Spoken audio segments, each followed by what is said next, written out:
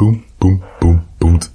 Doom, doom, doom, doom, doom, doom, doom. Hey, boom, boom, boom, boom, boom, boom, boom, boom. Welcome to the show. Boom, boom, boom. Confessions of a former fuckboy. Boom, boom, boom. From Minister Bink, Bink, Bink. Hello. Hello. We are back at it. So let me just welcome you back to this. You dig? This is Chronicles of a Reformed Fukboi on SouthsideRadio.live. We're doing this through stereo. This is pretty dope. I have one of the most amazing people I've ever met in my entire life, and we just met, and I'm saying that with full confidence. So sweet. That's so sweet. You feel me? Like, Tiara has been on a tear since our friendship started a couple weeks ago. And when I say she's been on a tear, I mean like she's so focused on the mission that is getting rid of fuckboys. You know what I mean? Like we're just out here trying to save the world.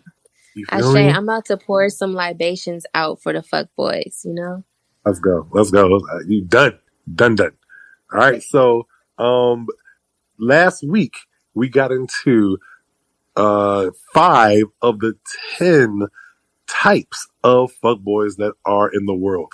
I am so excited because I don't even know what the other 5 are. I purposely not asked her just so I can be here, right here, right now. Okay. I think we talked a little bit about them when we chatted on the beach in Tulum that day. So I do think we chatted a little bit, but we didn't get through all 10. So yeah, I am Darling Tiara, creator of Deaf to Fukbois. I created Deaf to Fukbois to help women navigate through toxic relationships and ultimately put women in the position where they choose better partnerships, where they make healthier decisions for their own lives, and where they're able to identify toxic behavior traits in partners and also in themselves. And I created the 10 types to help with that process. So last time we went through 5 of them. So we are on number 6 now. Mm-hmm. Number 6 is the tortured soul F-boy. I just got off of a clubhouse meeting and we were talking about the character from Bridgerton. And so the tortured soul F-boy is one that wears his trauma on his sleeve, also uses his trauma to manipulate and get cooch. Maybe his parents didn't raise him. Maybe his mom was inattentive. Maybe he never knew his father. Maybe he grew up poor. The thing to know about the tortured soul fuckboy is not that he has like a messed up past that makes him a fuckboy. There's nothing wrong with that. We can't control that. It's that he uses it to manipulate. And a lot of times his story might be partially true or all the way true, but he knows that it can pull at the heartstrings of women. Yeah, when I was growing up, we lived from house to house. That's why I'm about to live in your house right now. You gotta watch out for that one, sis. Yo, I get Tiara. Yes. Can we call this kind of a Bruce Wayne? Can we nickname this one Bruce Wayne? Cause why? Because he uses his trauma that his parents died as his reasoning to seek vengeance in the world. And he also is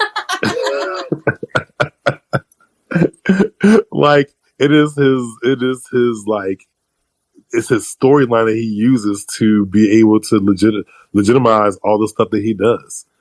You know what I'm saying? Listen, but the thing about Bruce Wayne is I would prefer a Bruce Wayne ass nigga. The thing about Bruce Wayne is that he's using it to fight crime and to fight villains, right?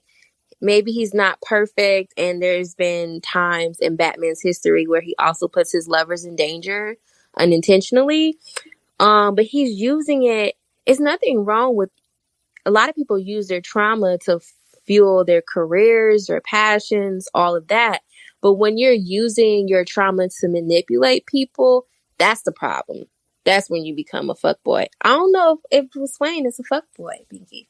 He plays one on TV. That's all. He's supposed to be like a playboy, but he's not really a playboy. He pretends to be drunk and into a lot of women, but he's really focused on the crime. You're right. Yeah. All right. So maybe it's not a Bruce Wayne, but he's kind of pretending to be a fuckboy. People see him as a fuckboy, and it helps him in his cause. So okay, he's manipulating, but for good. For good. He's manipulating for good. That's fair. So that's 6. 6 is a tortured soul F-boy. Number 7 is the chameleon F-boy. And I think that this is one of the more dangerous types that has a dangerous impact on women specifically. This one is a master of disguise. He's often the type to be mentally or physically abusive or both. He may also be a Casanova and seem like he is perfect, like he's too good to be true, like he is the one. And the thing that makes him a chameleon is that you do not experience or see the red flags coming from him for a long time, because he's a master at hiding his true identity, hiding his true motives, hiding his true hand.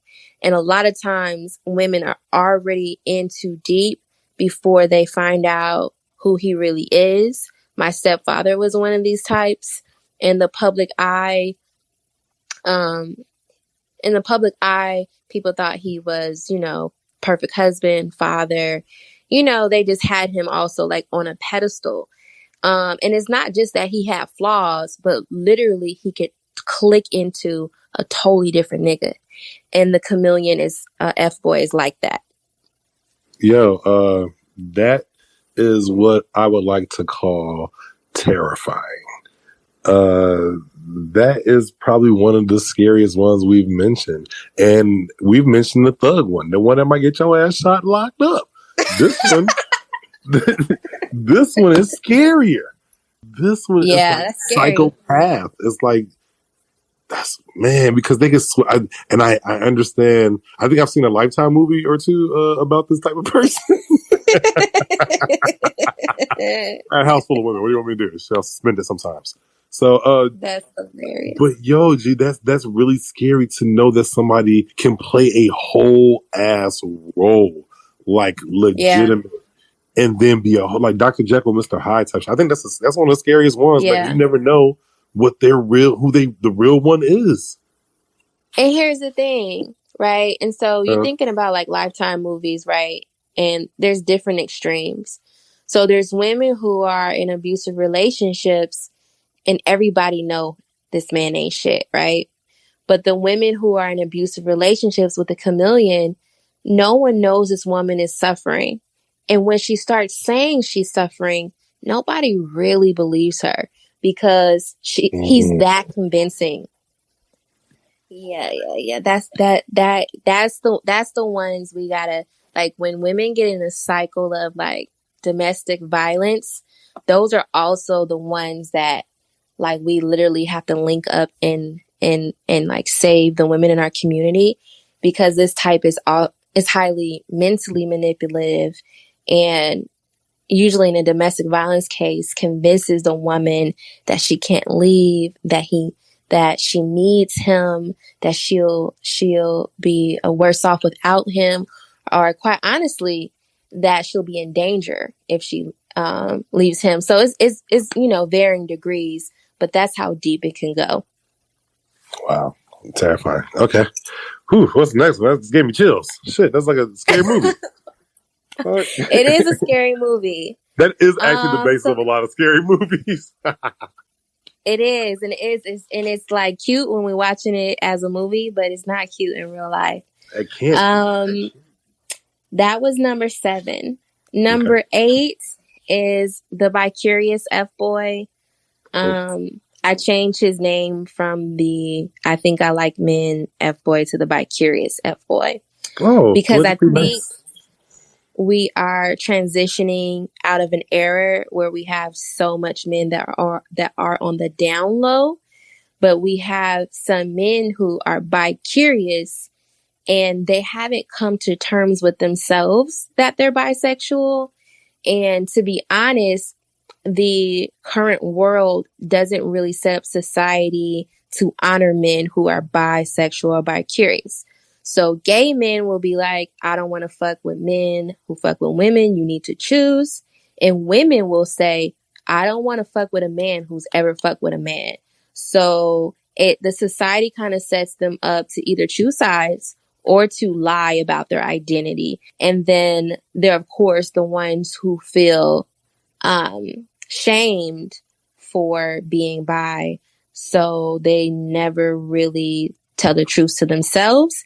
And therefore, it could become a toxic relationship dynamic if they're dating women.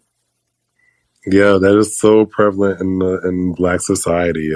Like it's just so known. Like I feel bad sometimes for the down low bro. Like because it's just like he can't be free. You know what I'm saying?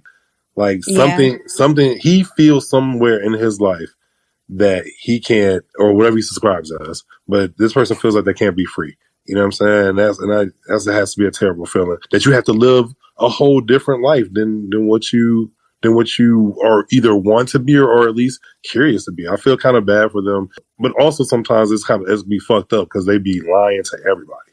Yeah, and it's hard. Okay, so there are some byproducts of sexism and patriarchy that benefit women in a weird way. And what I mean is that because straight men have fantasies about gay women, women are allowed to play with, experiment with being gay without having to take on a title if we don't want to. So I don't know if you remember that Insecure episode when Molly found out her boo had sex with a dude and she couldn't get over that shit, even though he was a great guy, right?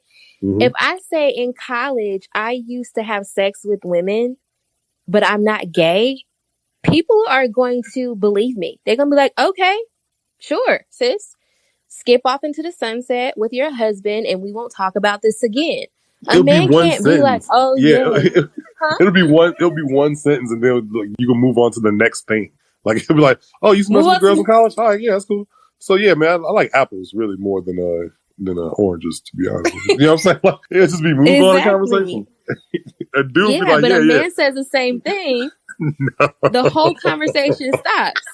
It's like, if you are a man, once gay, always gay, nigga.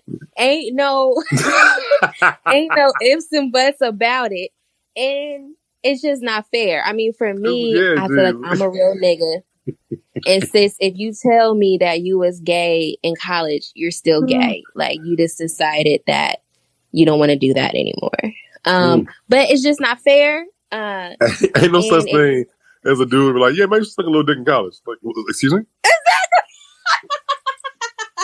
No, it's in college, man. I tried it. I didn't like it. I'm over it. Like, dudes can't. It's hilarious that dudes can't. I would love to hear it, though. That would, oh my God. I would let that dude suck a couple dicks in college, man. He's just, all right, he's not doing it all. He was experimenting. He was on a self-love journey. He was being sexually free. None of that applies to men when it comes to men being gay. It just doesn't. It's so taboo. That's why it's hilarious. That's how taboo it is. And that's like... Yeah. Damn.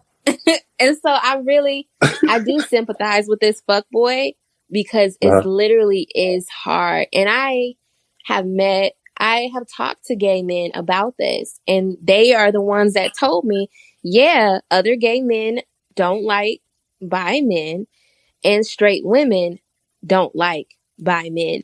So if we lean more in one way, then we have to just declare that we're gay. And I was like, wow, that's a lot. That's a lot. And to be honest, if I could be honest, you still can't be free. You still can't be free. Still can't be free. And to be honest, a lot of women have better relationships with their gay guy friends than with straight men. So if gay men have more room to be bi, shit, some of us may have had better romantic relationships with those men. I'm just saying. Interesting. That's interesting. All right. So, all right. Damn. Okay. That's interesting. So, Okay. but we agreed that I guess the world is not set up for bi-curious men to be themselves. It's You know not. what I'm saying? Yeah, All right. So yeah, we got the not at most empathy all. for this fuck boy. All right. I haven't had empathy for a lot of the fuck boys except the ones that I subscribe to. So to be on it, I'm like, all right, man. Damn. It's fucked up, bro. All right. All That right. is Go ahead. What's the funny. next? Okay, number 9 is a disappearing axe fuckboy. Uh This oh. one is a presto changeo magician ass nigga that will be in your life hardcore and then poof and disappear without a warning. He'll block you, he'll ghost you, he'll break up with you and change his number without confronting any issue directly, or maybe he won't literally break up with you, he'll just disappear.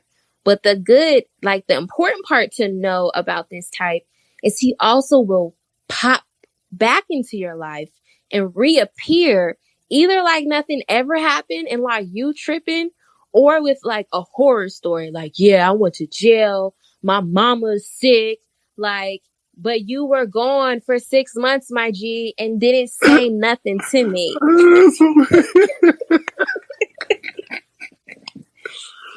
I got shot 17 times. Shut up.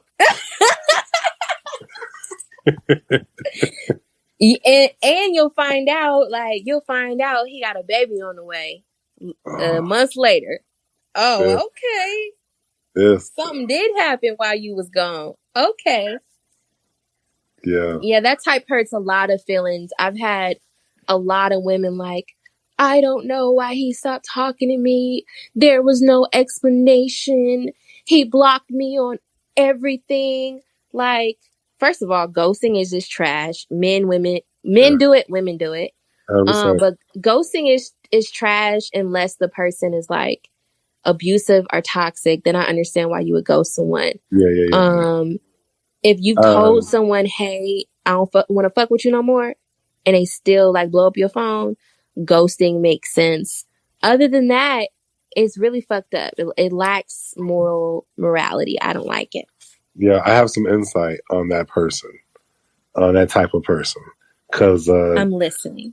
okay, because I've been talking about like, man, it's so great meeting you because this particular type of fuckboy is one of the ones that I discovered existed when I was digging into the whole like Fukboi scenario. You know what I'm saying? I was like, oh, wait a minute.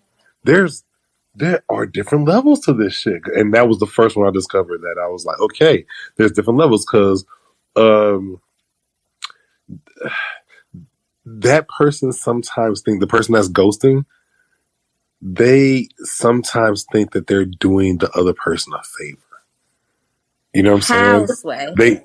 They have legitimized it in their head, where they're like, I know that I don't have to give what this person either deserves, I feel like they deserve, or want. And Okay. so I know that I have a certain level of what I'm able to give. And since I'm not able to give that other part of it, I'm just going to leave them alone because it's not worth their time. I'm not going to waste their time. Now, that is when I heard that and the sincerity in his voice when he told me, I was like, okay, Wow. that's still fucked up. Confessions of Fuckboys. Wow. It's a real thing. It's a real thing. It's a real thing. You provided a safe space, Binkey, and they out here telling you their real truths. That's what's up. Yeah, because I think it's important to know the other half of it too. You know what I'm saying? Because the whole reason I kicked my shit off is because I was ignorant to some of the facts. You know what I'm saying? And but that didn't stop me from breaking hearts or having fuck activity. It was just not recognizing the fuck activity. Yeah. To your point about this, I was saying to your point about this type of fuckboy, like, that is the reasoning some of our fathers didn't stick around. They felt like they couldn't provide. A man is supposed to provide. And because they felt like they couldn't provide in the traditional way, they decided it was just better to not be in the mother's or the children's lives entirely, But we see what the effects of that is. That didn't work either. That see, man, it goes deep, Tiara. It goes so deep, man. And who told these niggas that? Like who? But all right, so let me ask you this.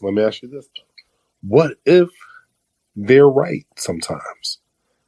But communication needs to be had, though. You know what I'm saying? Communicate. That's really what we're talking about. This fuckboy is one of the worst fuckboys because it's left to ruminate. You know what I mean? Like molehills turn to mountains overnight. You feel me?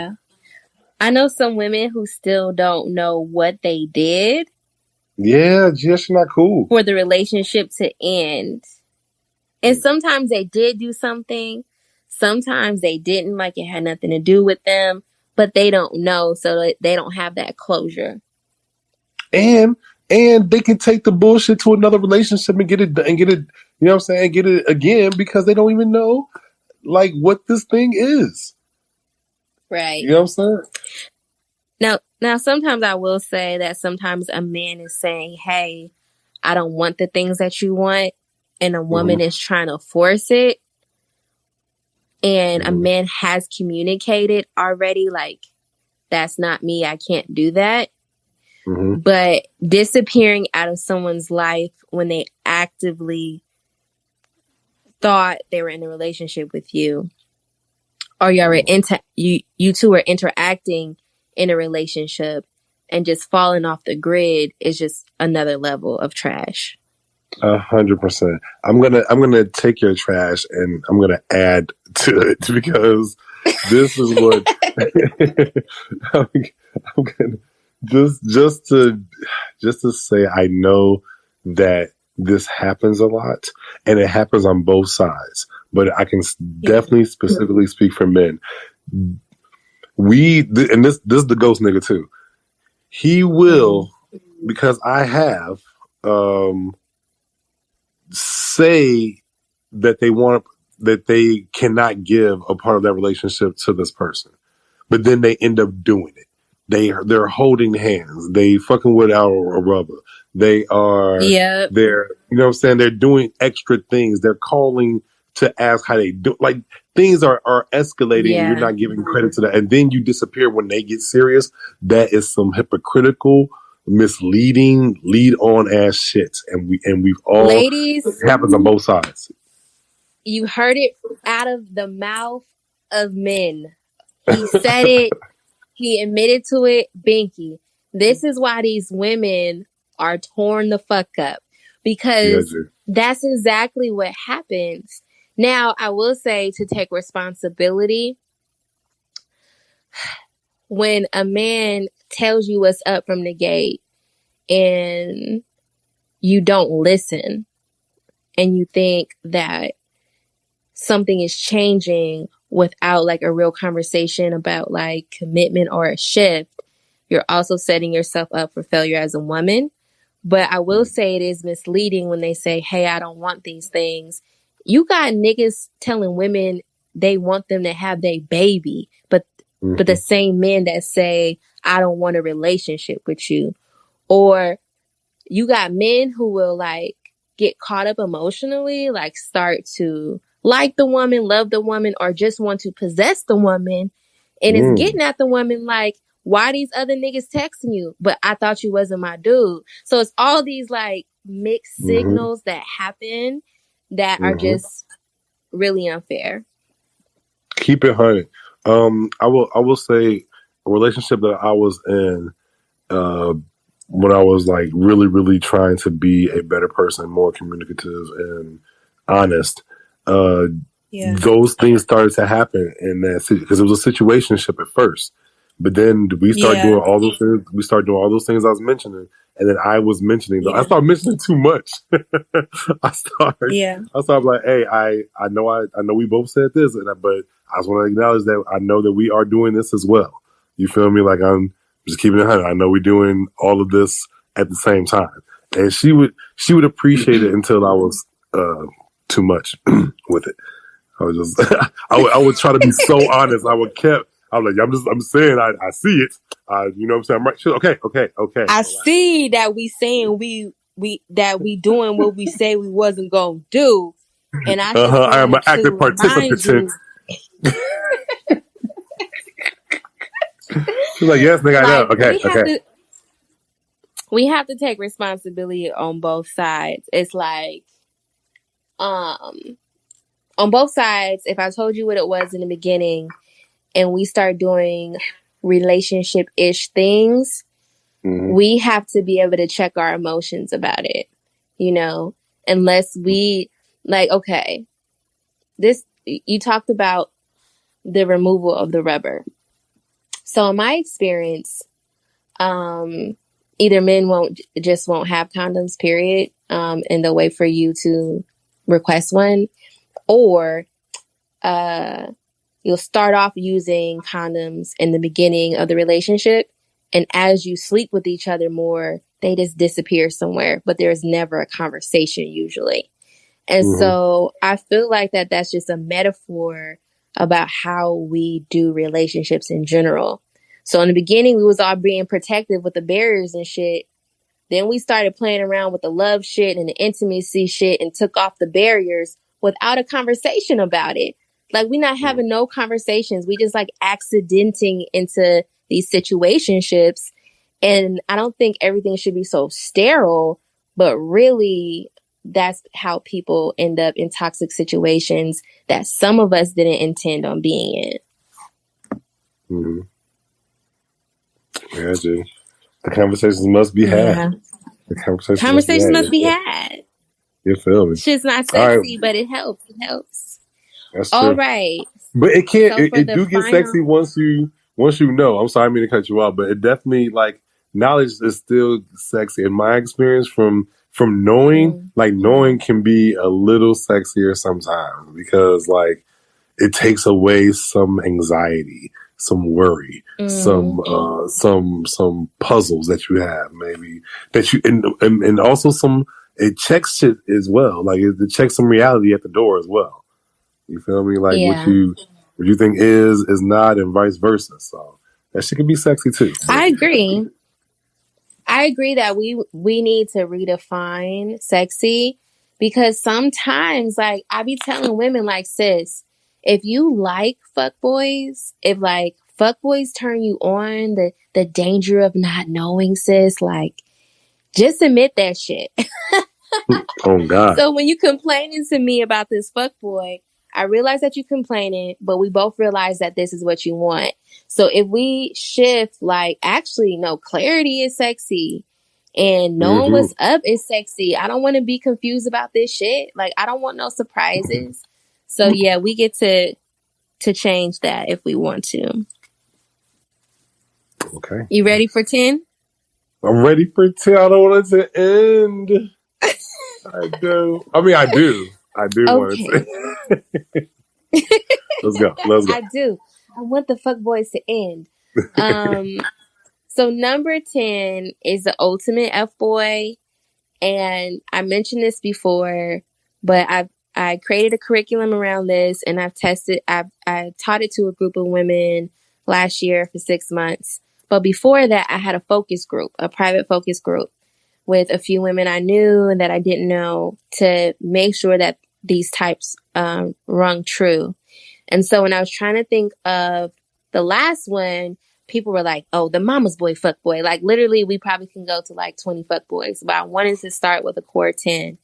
And the ultimate F-boy, number 10, can be a combination of any of the types. He's like a Super Saiyan fuckboy. He is a professional fuckboy. Because some people just accident into fuckery, and some people absolutely know what they're doing. And what's important to know about the ultimate fuckboy is that he has an advanced understanding of women, how women think, how women get down, women's bodies. So this is a type of man that knows when you say you ain't fucking with him no more, that you're going to be back in a couple of weeks. This is the type of man who knows he needs to ghost you and ignore you to get you in your feelings, to have you forget about the fuck shit that he did, So when he comes back, you're running back to him because you missed him. So he knows like the psychology of a female pretty much. And he uses that to his advantage. And he has multiple attributes of any of the other F boys. And I've met that type before, Binkey, a Super Saiyan F boy. Yeah, that is also a terrifying one. Yeah, I think that might have could have been me if I stayed on a path. Oh man. Well, I'm glad you on this side of the fight, that you came to the light. Ooh, then I could see how you could have been an ultimate hadn't you not had an awakening. So thank the gods, you know? Yeah, I could use all my, because I was just raised with a bunch of women in my house, and it's just like that's already a small one up on most niggas. You know what I'm saying? Like, yeah, period. Yeah, I'm not scared of those either. Yeah, you the type that come in with the pads and the ice cream. Like, he is Right. so good to me, sis.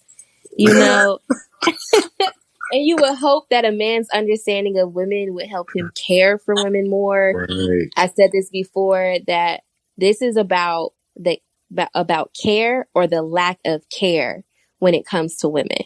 So when I'm talking about fuckboys, I'm talking about men who do not keep women safe mentally, emotionally, physically, financially, spiritually, who we are not safe in their care, regardless of the scenario. So you would think a man who grows up with women learns how to care for women, but sometimes he's just learning about women. And he's still grown up in a world where manhood is defined in a real toxic way. And he just uses what he knows to get more of what he wants. Yeah, and I would say the ultimate fuckboy, sis, when you realize you're dealing with one of those, run. Run for your motherfucking life. Run it! Run! Run. Doom, doom. Like, nigga. Yo, Exactly, hey. like a scary movie. Run, because he's so good at what he does. He has a strategy for your attitude and to get you back already. Damn. Yo, you know, also, I had a question. It was kind of a philosophical one, not really, but I was thinking, like, how could you know all the things about women that you would know and not care about them? Like, that is psychopath to me. You know what I'm saying? Like there's no way I could be an ultimate fuckboy because, like, I actually give a fuck and actually love the fuck out of y'all. But if all the things that you know, how could you not? It just makes, that's crazy. You know what I'm saying? That's actually crazy. You have to be like lacking. Oh, you know what? I was thinking, just because you were raised by women, it depends on how that happened as well. You could have been abused by women that whole time. You feel me? And you grew up resenting women. And just because you know a lot about them, you also resent them at the same time. So that also could happen. Yeah. There's definitely different dynamics. You know, I've talked to men who said, hey, my mom is who taught me, you know, what type of women, my fuck ways, or what type of women I should value and what type of women I shouldn't value. Like, I've heard varying stories, and I don't want to make it seem like the fuck boys like this purely like evil creature or like prototype. Because women have experienced love from some of these men, right? It's not like they're not capable of loving. It's Genuine. not like they don't love you or they don't care at all. It's just that, not just that, it's also that the way that they learned love and care is inherently toxic from the root. And a lot of their examples on how you care for, conquer, acquire women is toxic from the root. And a lot of them are just acting that out. And then some of them, even though they know what they should do, have been drunk with the power that they can still do what the fuck they want in the world of men. They know that. So in order for them to relinquish that, like, let me tell the truth. Let me, do right by this woman. There's some consequences when you don't do right by women, but the consequences sometimes are not as alluring as the power of being a fuckboy. Yeah. So those are the 10 types. I hope you guys enjoy them. And check for me on the Clubhouses and the Instagrams and the Facebooks. Darling Tiara on all those sites and on stereo, even though I just come on stereo to talk to Binkey. But yes, thank you for having me, Binkey. Yeah, Tiara, this is not over by a long shot, young lady. And I mean that our professional and loving and dope relationship that we have. Because you have been a godsend since I met you. So I appreciate all that you've taught me, all you're teaching me, and all you're teaching other people. You are sincerely saving the world one fuck boy at a time. Like, because, all right, so I was thinking about your description earlier as far as, like, why you're doing this. And you want women to be able to recognize some of these attributes. You know what I'm saying? Yeah. But also I'm like, all right, so just because motherfuckers recognize them, don't mean they do nothing about them. This we on some know better, do better shit. You know what I mean? Yeah. Like once you see these signs, you're like, ha ha. The old serial monogamer. I know you, buddy. Tiara and Binkey told me about you, famo. You have it once you have a decision to make. Yes. If we kill the rhetoric that every fuck boy we've encountered conned us, right? Some of these fuck boy types is a con from the beginning, right? You don't know he's a fuck boy yet. But a lot of them, the red flags are there from the beginning.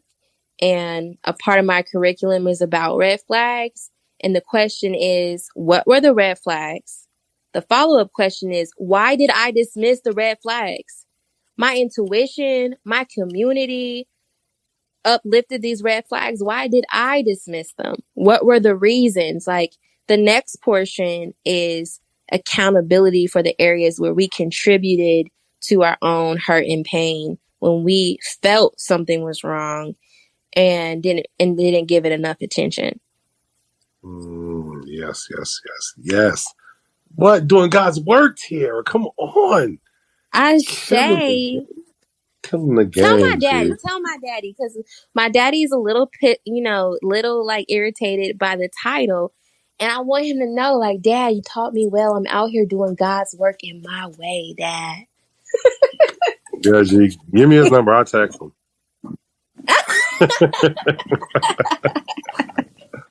Like, you don't know me, sir, but Tiara's killing the motherfucking game of hair. Hello, sir? And my dad... Hello, can you hear me? Yeah, no, I was fucking with you. Go ahead. Oh, okay. My dad did a lot of work with men growing up, with Black men. So mentorship programs with Black boys, men coming in and out of jail, getting men to be like accountable for their shit. And for me, that's why I feel like women are my call to action.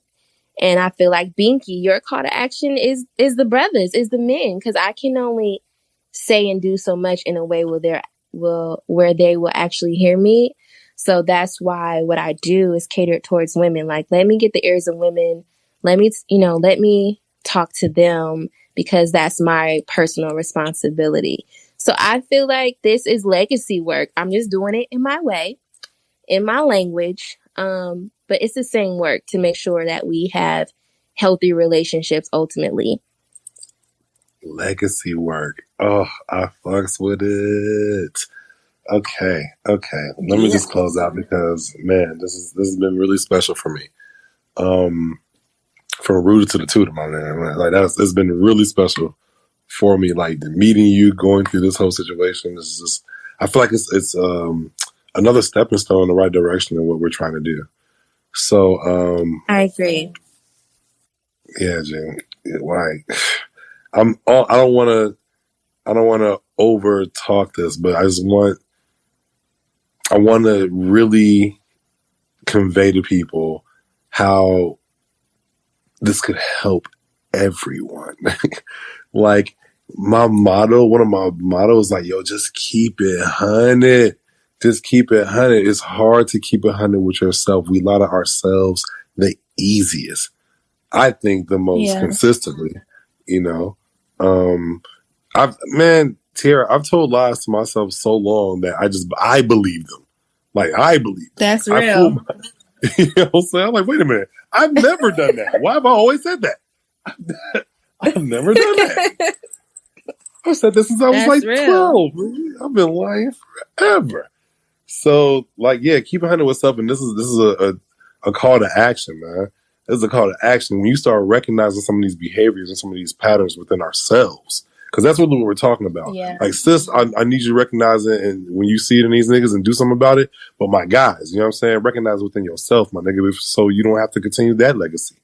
You feel me? Like, that is also a legacy you are building for yourself, man or woman.